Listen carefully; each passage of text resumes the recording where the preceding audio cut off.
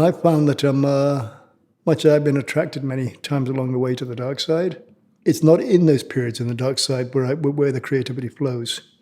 It may well flow from those periods, and because in a way it's like a reboot. Mm-hmm. Like sometimes you go out and get yourself skunk drunk because it's like rebooting your computer. Absolutely. You just want to sort of like shake it all up, turn it upside down, dump all the clothes out of the thing, and you got to fold them all up again and put them back, and you realize that, oh my God, I forgot about that shirt. Mm-hmm. Mm-hmm. My philosophy, I've got a few, but of art making is that you inevitably put your best outfits together when you're doing your laundry. It's by having to improvise with the leftovers when you don't have all your best things at hand, your best options at hand, and you have to improvise with the second and third string stuff, that you suddenly just make discoveries.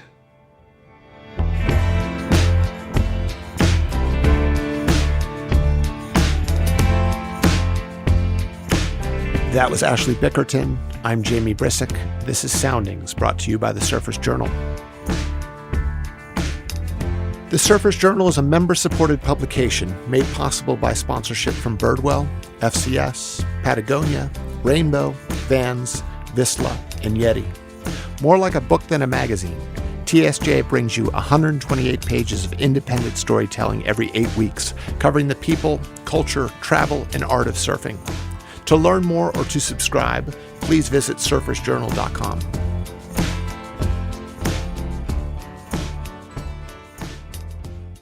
This is a sad one. Ashley Bickerton was a visual artist who made incisive, really smart work. He had a big career. He showed in exhibitions around the world, and he passed away last year. Ashley rose to prominence in the mid-1980s with ironic, abstracted constructions focused on ideas of consumerism, identity, and value. When I was in Bali last year, I paid him a visit. Ashley was in a wheelchair. He'd been diagnosed with ALS, and the prognosis was not good. We fell into deep, meaningful conversation. I was blown away by his courage, intelligence, wit, and insight, and his gallows humor. It was as if, in the face of death, he'd been provided access to certain truths. I got the chance to go back to Bali about a month later. Before I left, I wrote Ashley and told him that I'd like to write about him.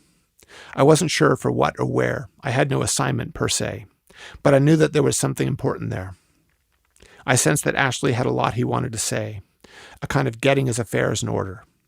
He invited me to stay at his sprawling compound on the Phuket Peninsula, not far from the surf break Uluwatu. He'd gotten worse. He was losing mobility in his body. He needed help eating. But while his body was failing him, his mind seemed even more trenchant.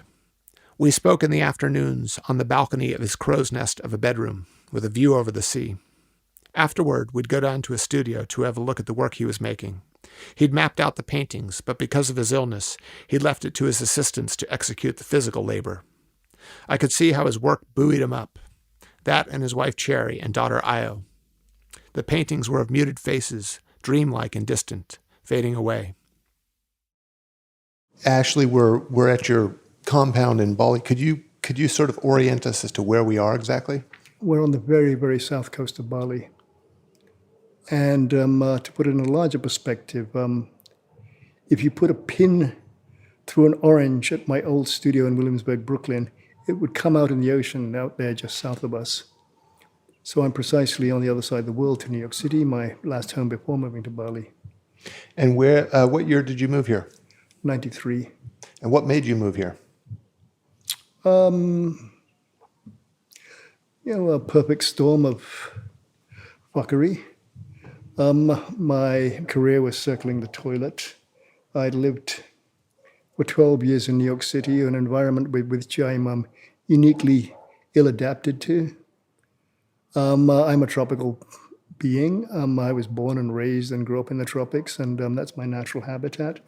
And but my love of art and wanting to pursue that, I held my breath and suffered through those northeastern winters as long as I could. And that was great. While I was a youngster, cutting my teeth, and then as my career bulked up and then subsequently exploded, that was all fine. I could tolerate it. But when, as I mentioned, my career took a nosedive, and my marriage was, scattered to the four winds in pieces. It wasn't so welcoming anymore, and I don't think I could tolerate another winter, so it was time to get the hell out. And then you ended up on the Phuket Peninsula with, Ulu and Padang in your backyard, basically. I'd been coming to the Bukit. I'd been coming to Bali for years. Like many surfers, I grew up in Hawaii, but went to school in California. And like many surfers, I started with Oaxaca, Puerto Escondido. Being a lifelong devotee and junkie for lep tubes, it was just a natural place to go. I'd grown up surfing at Ala Moana and then graduated to Pipeline. And so, summers naturally, you look for, something to fill in that kind of space, and Puerto fit the bill. And it wasn't until I started making more money that Indo came into the picture. And long before I'd moved here, I'd been making enough money for enough time that I was able to spend several months a year in Indonesia. And it became a sense of second home. You're one of the few, internationally known artists who's intimate with the inside of a giant left-hand barrel, be it at Pipeline or Uluwatu or Padang. And there is one guy who, for years, I had a reputation, or at least I was told that I was the best surfer in the art world, which I don't know is not something really to be that proud about, because it's sort of like being the best. Well, it's not that much. But it was kind of funny. But that's long changed. I got old, and there's a fellow by the name of Tripoli Patterson who's a gallerist. He's not really an artist, but he's professional level surfer. Tosses, air, 360s, and the whole bit. He grew up in Bali. I actually know him. We became friends because he was one of the Bali kids. Okay. And now he's got a gallery out in Long Island. Still serves regularly and gets covered for it. And then there's a couple of painters. Jewel de Balancourt. Yep. Doug Aitken. Yep. Not a painter, but a conceptually based sculptor and artist, and those guys do. Then there's there's plenty of people who surf, but I don't know what level they're on, from Lisa Spellman to Richard Phillips to Tom Sachs to, the list goes on and on and on. Yep. So there's plenty of people who surf. Yeah. The thing I got to stress, though, is when I came into the art world, it wasn't a thing. It was actually an embarrassment. Right. It was, you didn't, it was, sun, fun, dumb, and dope. And it was, it was a sort of distasteful as sort of, being a MAGA supporter is today. It was sort of like not something, well, maybe not quite that bad, but it was definitely not something you wanted to, wear on your sleeve and broadcast out loud. Yep. And, I likened it to, probably gay men in the 40s or 50s in Hollywood. They'd be at a party and they'd all know who each other are, and they'd give these knowing looks and nods. Mm-hmm. Well, that's kind of how the surfers were. Yeah. And in the art world at that point. Yeah. And then things changed. Yeah. It blew up. It became a thing. Yeah. It became a big thing. And, Montauk, of course, became a center, and the places like the Surf House and the whole scene at Ditch Plains, and it became Bloody Beach Blanket Bingo, and all these, all these art world people were surfing. I think of it as a very bold move to kind of be in the center of the art world in New York, and then to move to this great tropical place with fantastic waves. But for one's career, did it feel like? It's been good for the art, but probably drastically bad move for my career. A lot of people think that when you leave, you're abandoning them. Mm-hmm. It's a sentiment, you can't get around. No matter how it's posed, no matter how it's presented, no matter how it's enacted, they're going to look at you and sense some sort of abandonment. And, is this a sort of tribal dispossession? You're not one of us. Yeah. And so you do have to work with that. Ironically, the internet has allowed me to, enter into that tribal sort of a dialogue and, ring of kinship. Mm-hmm. because the world's suddenly a lot smaller. Yeah. With 3 decades in Indonesia, how do you think your work would have been different had you never left? Or how do you think your work is different from being here? There's 2 parts to that question. It would depend on, if I become successful like quite a few of my peers with a kind of raging, incandescent success that several of my peers have had, whether they be, Koons or Hearst or whoever, who I came up with. The work might be tired by now. It could be because if an audience found something they love of mine, a particular angle of my production, one particular body of work, and then you're forced to do it and you play it out and you go through the motions of imitating yourself and you become a parody of yourself. I mean, I don't know. I could be done and spent. But as a result of being out here, I've explored some very weird avenues, and I think that's how it seems now, a full 3 decades later, that's held me in good stead, particularly with younger artists, because now it appears that I sort of never stopped searching and never compromised the work.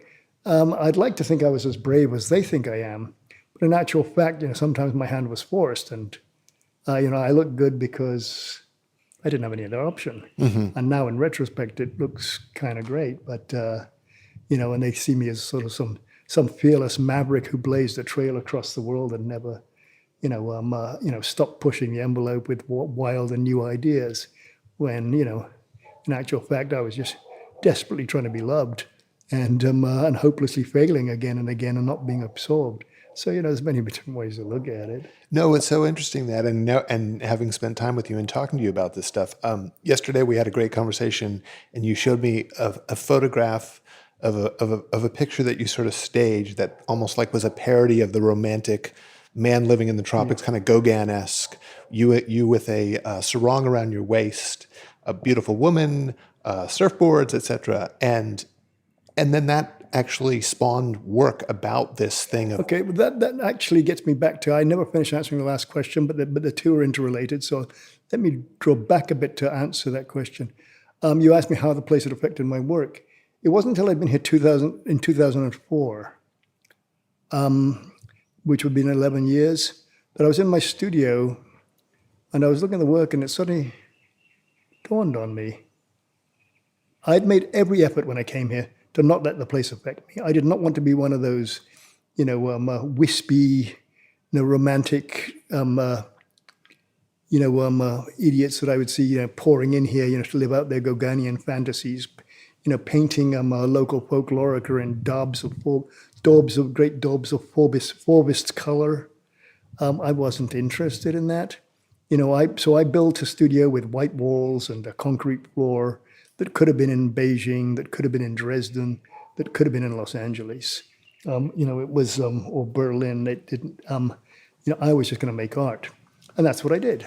I didn't let the place affect me. I wasn't going to paint, rustic old, Balinese fellows holding chickens, wearing sarong. I just said no. But it wasn't until I'd been here 11 whole years, I was in my studio working on a body of work that was essentially landscape. And I was looking at the paintings and I realized, oh my God, Bali, I've kept it at arm's length, but it's seeped in through the air ducts, through the cracks in the windows and under the door, and it's permeated every fucking aspect of the work. I realized the colors, my palette had shifted so dramatically from the industrial and primary shades that I used in my early work, safety oranges and yellows, silvers, golds, blacks, and whites. Sort of very plastic kind of colors or material colors, to these earthy, greeny browns, bluey greens, grayy blues. And it was a work I think I showed you yesterday with all the, a jumble of figures and movement. In the bottom part, basically in this case, flotsam and text all swirling around, and a thin sliver of sky on the top. And I realized, my God, this is like the Batuan school of painting, the classic Balinese art movement from the late 50s and 60s. through the 70s, really, actually. It lasted quite a while. And, in which you'd see all those millions and millions of figures, doing all these kind of things and crazy things and take up some tourists and monsters and everything mixed up and all piled in.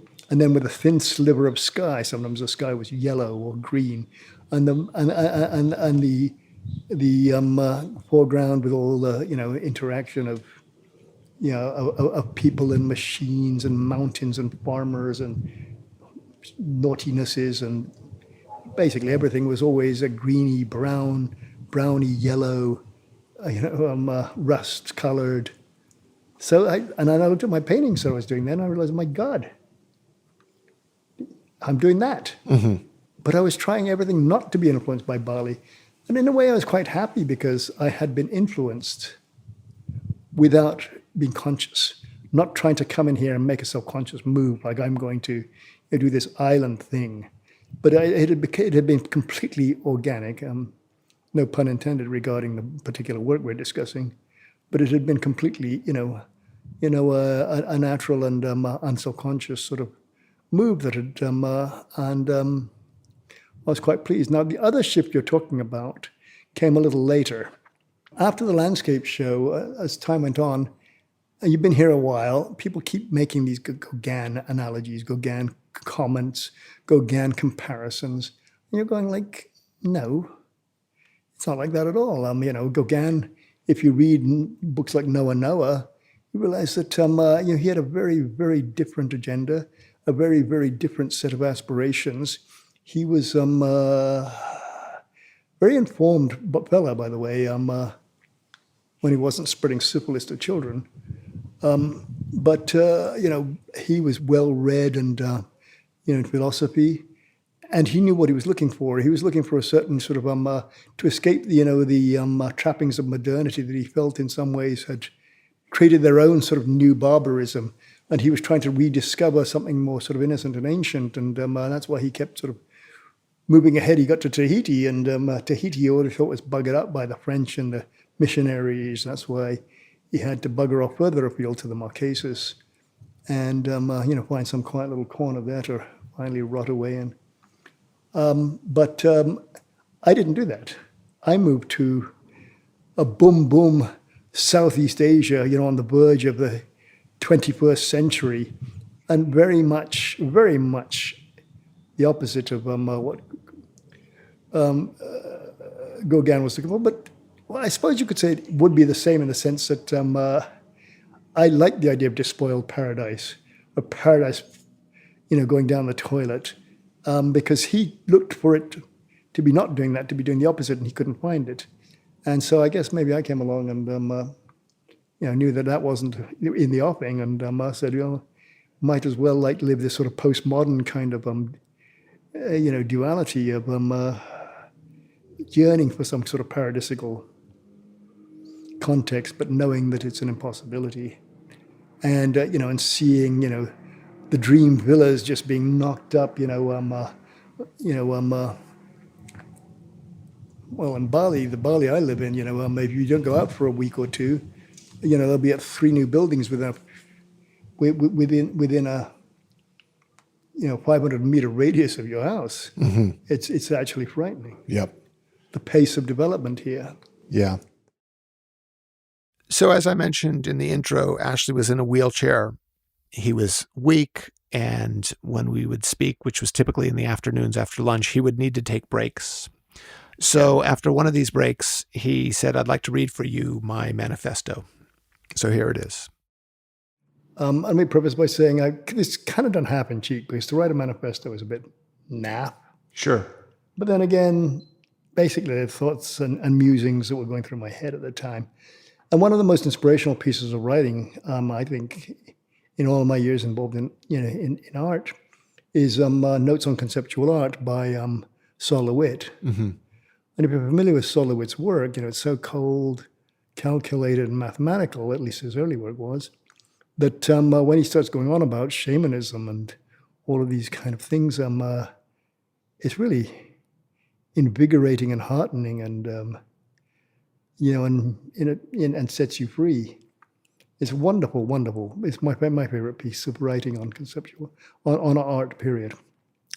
Anyway, so I wrote this kind of as a joke, but they're basically the thoughts that go through your head as you're putting together a show. You know, your brain is churning, and it gets more and more churning. Mm-hmm.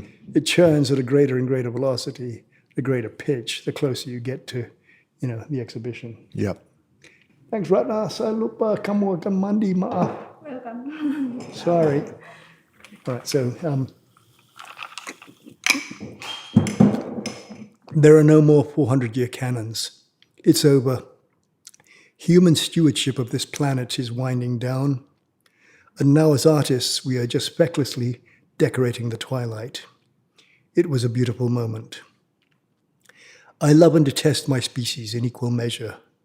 Part of me wants to share joy and love and poetry, and part of me cannot understand the pointless rearranging of atoms in the face of millions of uncaring universes. Are we as artists just perfumed, manicured poodles dancing through fiery hoops to the mild applause of a gilded plutocracy? Or are we the antenna and emotional divining rods of a species? I am totally confused. And let's make no mistake, this art world we inhabit and gain our sustenance from has squarely hitched its wagon to the recent explosion of staggering global inequity. But that primal need for sustenance is wholly different to that primal need to create artistic avatars acknowledging our existence, and that is our out. But then you drown out all of this noise and revert to your default hardwiring, the need to act as an organism within a collective, the need to construct things where nothing existed before. All I ever wanted to do was simply to do what the likes of Nina Simone or Leonard Cohen had done for me. There is an unwavering need to soar in beauty and ignite some intangible in the hearts of unknown others. The reason for this is not clear, but to not do so would be the same as death. And what is the point of inventing some clever new artistic language if that language is only going to be put to the service of describing itself and its own existential condition? Drama always wins above truth. Hyperbole and hypocrisy are as fine as any other artistic tools, all things being rendered even. And the more slippery and contradictory, the better. When language itself is understood as utterly malleable, and when one realizes that literally everything is language, well, that's when you're in interesting territory. No wormhole should ever be unbeckoning, no matter how great the stench. From very early on, I had felt frustrated by contemporary art's general inability to speak. Much as I love the work of both Roscoe and Clifford Still, I could not help but feel that such work was shackled and unable to address the wide range of real-world experiences and events. In a sense, these artists had become servants to the perpetually nuanced logofication of a brand. The ocean does not need any more crap in it, just as landscape does not need any human enhancement. It's fine just the way they are. Choose your material carefully, avoid too many art fairs, and travel, limit your footprint to disappear. So it's kind of rambling, but I kind of kept it that way. I didn't want to be too programmatic because, you know, it isn't the Cultural Revolution's little black book. Yeah. Or little red book, should I say. Right. You know, it's not a dictate or a how-to manual. I really like the bit about Nina Simone and Leonard Cohen and them inspiring in you this desire to create. Yeah, that's an important line because we don't know why. We're just hardwired this way. There is an unwavering need to soar in beauty and ignite some intangible in the hearts of unknown others. I like that a lot. Why do I need to do that? Why do we need to do that? But we do. And the way they have colored and affected chapters of our lives, huge swaths of our history, you know, have been colored by the music we listened to, by the books we read. And all arts do that in some way, you know, depending which ones you hitch yourself to, which ones you hitch your heart to. And that's what we go for. And I don't know why. I mean, part of me is a mythanthrope and could give a fuck. And part of me is hardwired to need to do this. But it's interesting because the misanthrope stuff. You talking about being a misanthrope. I've certainly been in low levels of despair, and they've been extremely creative places because it's sort of like there's nothing else but creation in some way. I think it's more there's a middle ground that's less inspiring. Yeah, it's hard to say. I think that really is a operates on an individual basis because some people really need sort of a domestic stability in their lives in order to create. They need to be free of of despair and anxiety and neuroses, and that's when the creative juices flow. And others, will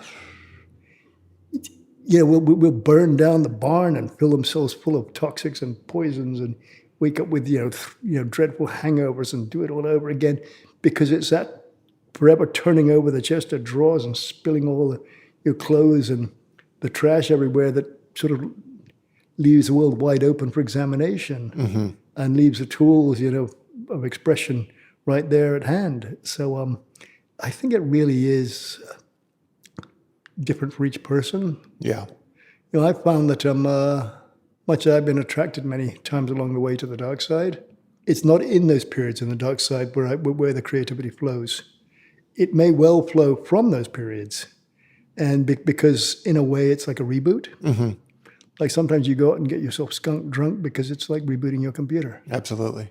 You just want to sort of like shake it all up, turn it upside down, dump all the clothes out of the thing, and you got to fold them all up again and put them back, and you realize that, oh my God, I forgot about that shirt. My philosophy, I've got a few, but of art making is that you inevitably put your best outfits together when you're doing your laundry.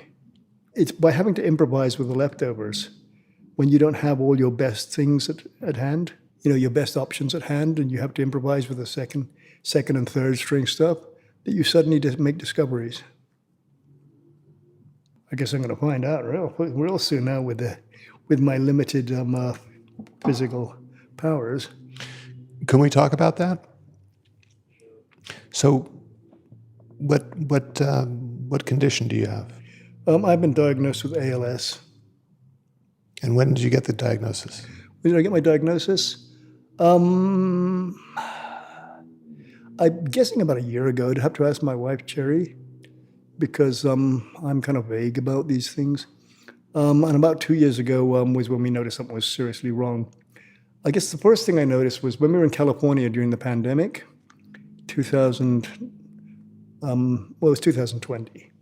We're in California, and I was exercising semi-regularly, and I noticed that while I had no problem with push-ups and pull-ups and all the upper body stuff, my lower body would take a whole week to recover. And then by the time I kind of felt unsore enough to do more squats, a week later, I'd lost all the benefit. Not so with my upper body. It was the usual day or two sore, and then you kind of feel a bit pumped up. So it seemed minor. We chalked up the fact that, everything was closed. All the parks were closed. We could no longer, I wasn't surfing. We weren't even hiking. We weren't even walking up to the Griffith, doing that regular old trail up to the Griffith, which we like to do at least once a week. So that was even gone. So, and then,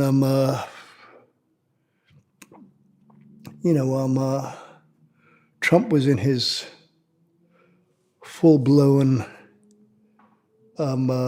glory, raging across our television screens and computers, and that sort of got me,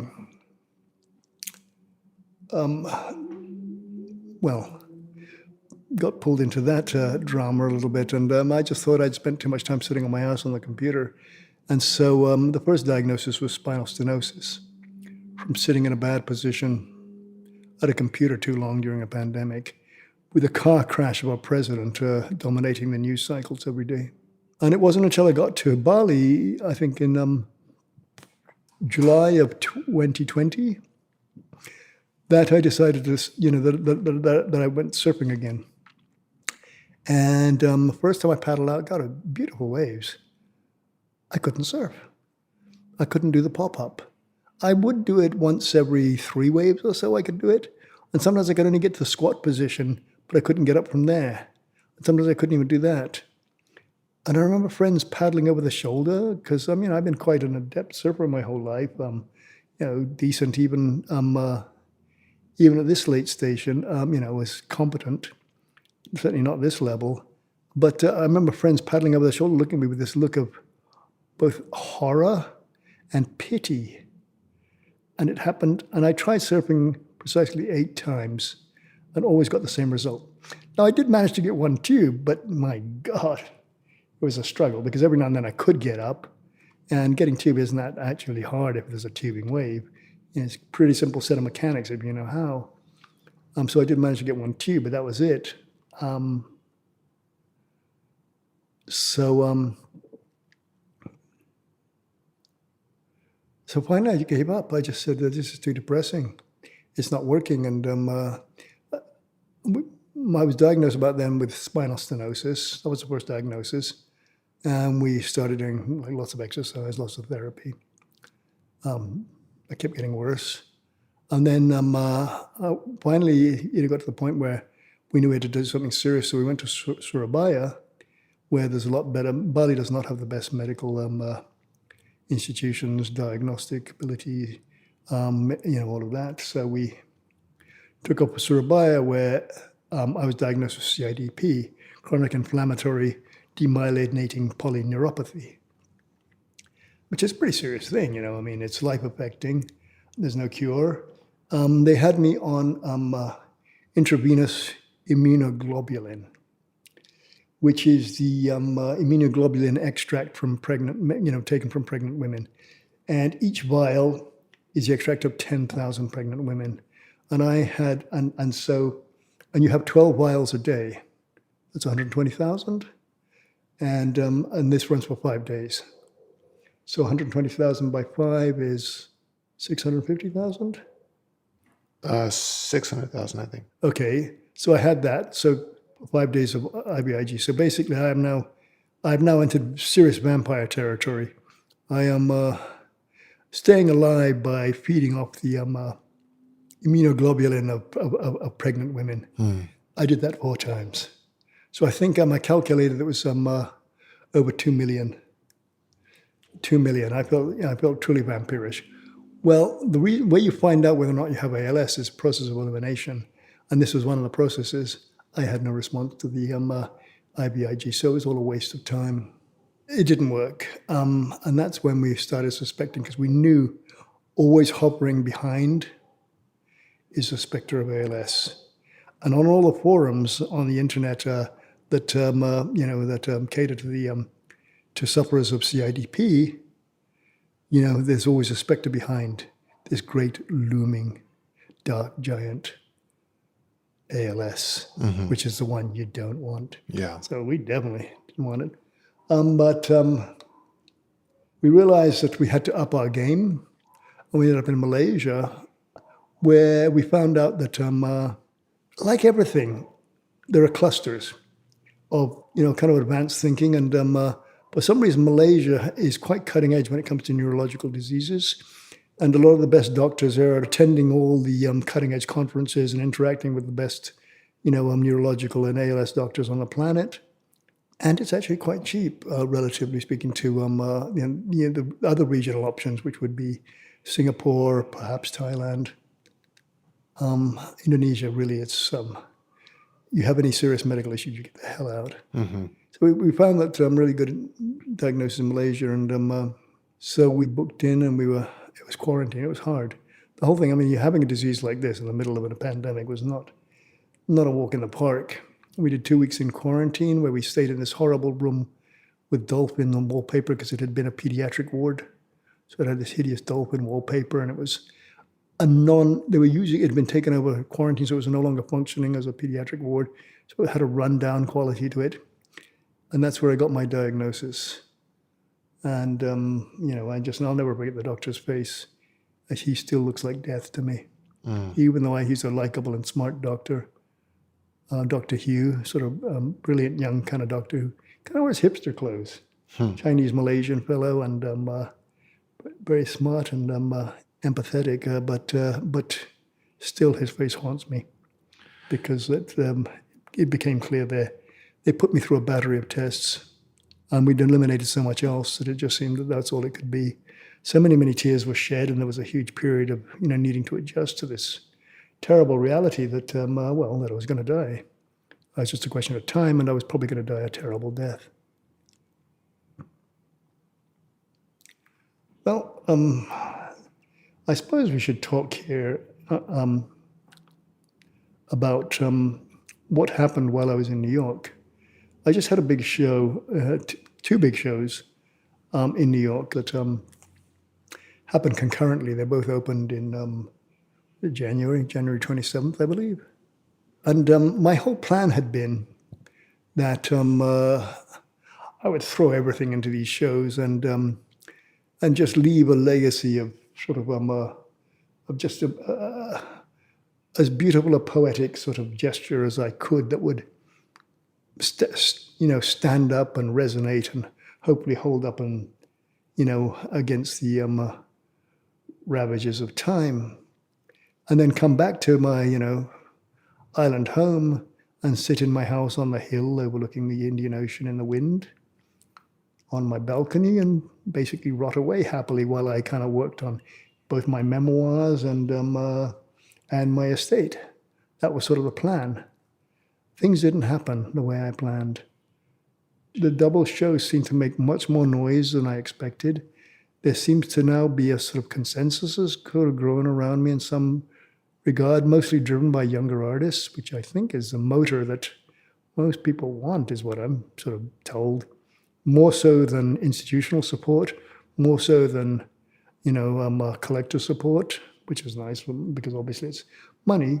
But the real one you want is artists, because they're the real confirmation of what really is what's there. And I seem to be getting it in dollops this round. But then something else happened. Larry Gauguin stepped in the picture and ruined all my plans. No longer could I just come back quietly to rot away and die on my island, but suddenly he asked me to join his stable and the esteemed Gauguin Gallery, and suddenly I realized that I'm going to be scrambling to the edge of the precipice without respite, without a moment to breathe, which is possibly exhausting, but of course welcome. What a totally fascinating dilemma to be in, right? Yes, absolutely. So all of this business of dying, again, I feel enormously lucky that if I am, and we all are, it's just a question of what schedule we're on. It certainly seems that I'm doing it on a high note, and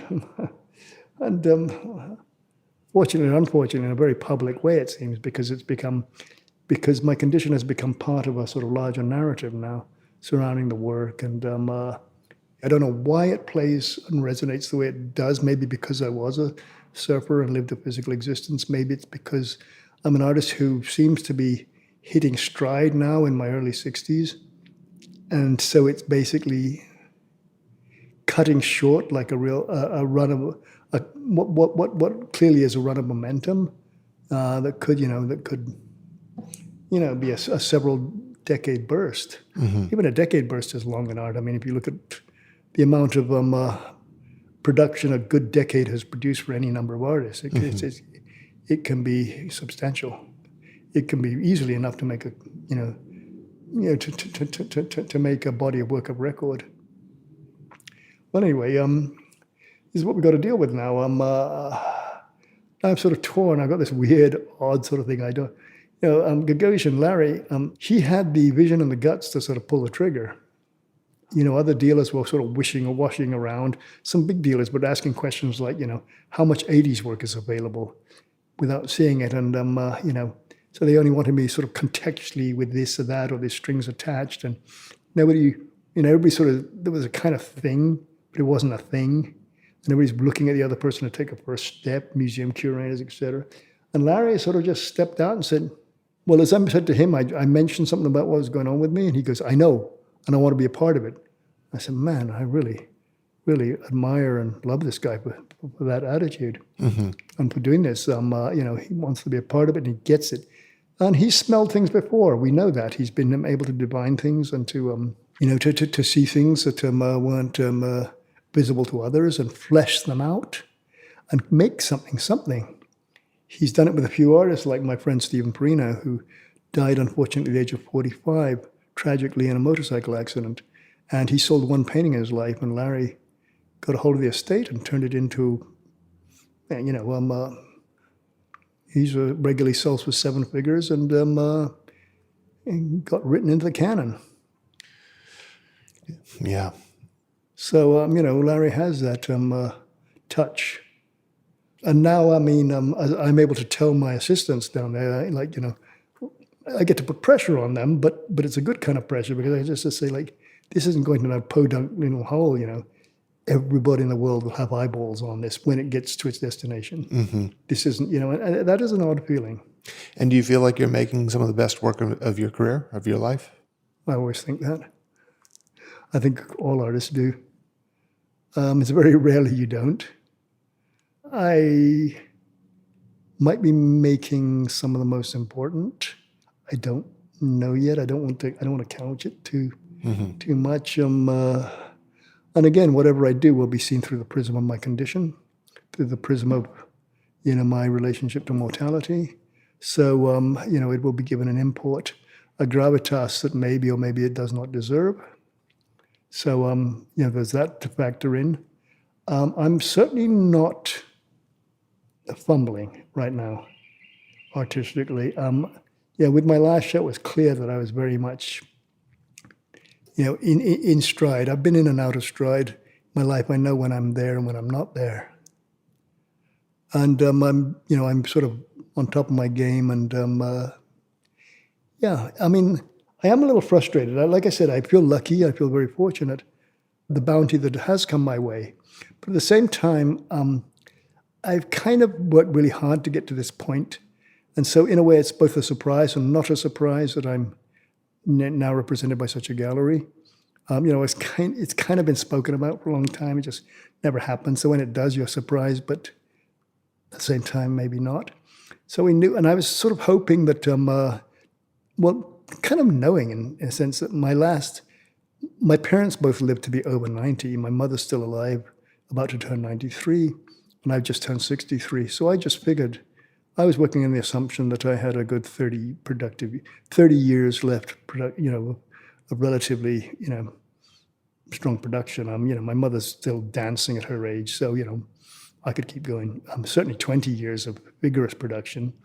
We have 80-year-old presidents now, don't we? 80 is still quite young these days if you're healthy. So, at least in my field. So, I really thought that I was going to have this great end run. And in a way, I'm not going to get it, because in the best situation, in the best of circumstances, the disease won't allow it. Now, something else happened besides Larry stepping into the picture. With my original plan to come back here and quietly rot on my hill in the wind, my plan was also to ride it out as long as it was pleasant to ride out, and then take the side door out to glory and oblivion. Just ride it out, be amongst my loved ones and ride it out till then, until it was no longer bearable. Well, something else happened while I was in New York. We were supposed to go to Johns Hopkins, where we had an appointment set up, but for some reason we had to get something okayed while we were in New York. So we went up to Columbia Presbyterian and met this doctor named Dr. Harms. He was clearly incredibly knowledgeable and obviously a really advanced practitioner in the field that was the relevant field to my condition. And Cherry and I started looking at each other and sort of like asking questions like, wait, because we were going to go down to Johns Hopkins, leave New York after a relatively short stay there, go stay in Maryland in some bloody apartment next to the hospital, and just live out there however long the treatment took or whatever clinical trials we could get into. when we asked him, like, so wait, what's the difference between Columbia Presbyterian and Johns Hopkins in regard to ALS? And he said, nothing really. So I said, so where's the best places in America for the treatment of ALS? He said, well, Boston, Johns Hopkins, and here at Columbia Presbyterian. Jerry and I looked at each other and went like, damn, and we kind of knew right away, we're staying in New York. So we stayed in New York, and it ended up being a several-month trip. And it turned out to be one of the best trips of my life. Even though I've been to New York so many times, usually they're riddled with hangovers, and I can't remember a lot of them. This one, I remember every friend and every conversation, every situation, and it was filled with love and sort of kindness and lots of feeling. The friends all came out. So then the doctor said something in one of our meetings that sort of, again, threw me for a loop in the way that the joining Gauguin threw me for a loop. He said, he was talking about the condition. I didn't want to go too far with the condition. I didn't want to be like eating and shitting out of tubes and, blinking into a computer to communicate. But he said, the technology is so advanced now that, people, if you don't, quite a few cases can get arrested at a certain level. You're completely paralyzed all over. But they get arrested at a certain level where they got the technology now where, you can function. And there's people who run businesses. And he mentioned the thing that I mentioned before, which is there's always something to like in each day. There's always something to keep you involved and interested. And it suddenly, again, threw a monkey wrench into my plans. I suddenly realized, like, oh my God, I could ride this damn thing to the end. I could blaze into new territory. I mean, I'm now with the largest gallery on earth, and I've got all ahead of me. I could, take this thing and see where it goes. And I'm in a very unique position. At the same time, I also realized I don't want to be known as the artist who has ALS, who, does his work by blinking into computers. I want to be known for the work itself. Mm-hmm. So it's a double-edged kind of thing. And at the same time, I realized that if I was that, from the platform of such a gallery, doing that kind of thing in that way, it would be fodder for, global press. I would get, mountains of it. But I'm not sure I want that on those terms. But do I want to push that envelope and see where it goes? More so now, yeah, because I'm leaning that way now. I'll ride through the colostomy bags and the blinking computers and just see how far it goes. I mean, there might be a point where I go to New Jersey to opt out, where it's legal. But I don't know. But, as an artist, I would imagine there's almost a kind of meta level of observing yourself going through this and actually being able to communicate that through your work, right? But is that the artist's perspective? Because I have that, definitely, you're correct. But is that unique? Is that a perspective unique to an artist? I kind of see my condition. I don't have a kind of like, why me? That thought has never crossed my mind. Or, the injustice of it all. That's never even entered my head. There's sort of a weird, detached bemusement, like looking at this happening to me, like, oh, how interesting, how odd. And then a continual need to sort of like improvise and tackle, new setbacks in my physical condition. Mm-hmm. With ingenuity, with devices, with hacks and things to get around it, new ways to pick something up or to reach for something or to, my clothing has completely changed. We keep redesigning it. We have like special straps we make up and this and that, and we modify things that are on the market. So you're continually, having to think through things like, I'm being a sculptor, I suppose, helps in that regard. But there's a kind of weird detached bemusement, like watching all this happening to yourself with a sort of like, slightly curious, vaguely horrified, and vaguely bemused kind of quality. It's very odd. Yeah. But it's an odd thing, I'll tell you. This diagnosis was almost a year ago, and in the interim, in that time since, I have had no less than 7 friends. People close to me, not people I kind of know, but people close to me in one way or another, all between the ages of 45 and 65, 2 years older than I am now, die suddenly and unexpectedly, without warning. And so, the idea that, you think you're up, well, you're not until you are. And it can come so suddenly.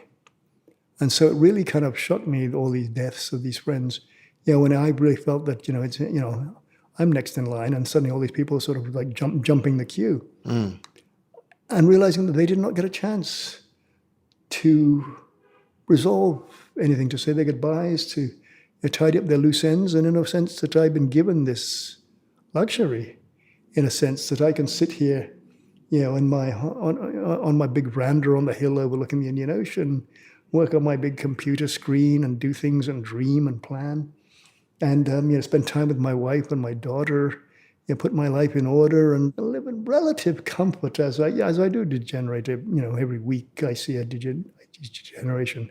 I'm not heading somewhere. I'm not heading anywhere that anybody would want to go. That's for certain. But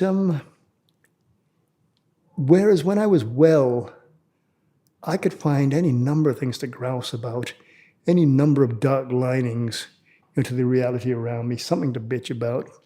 And now I have no time for that. No matter what the day, there is always beauty to be seen. There is always something, some simple beauty all around you, whether it's just the movement of clouds or just some very simple things.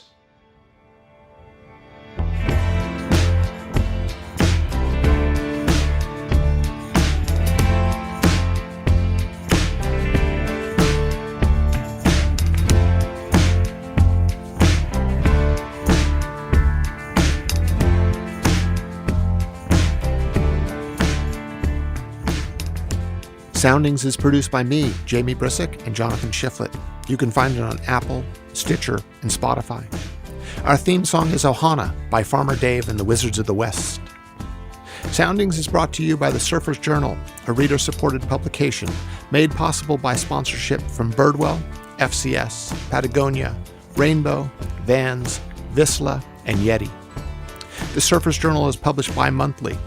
If you haven't done so yet, I encourage you to visit surfersjournal.com and subscribe. Thank you for listening to Soundings, and until next time.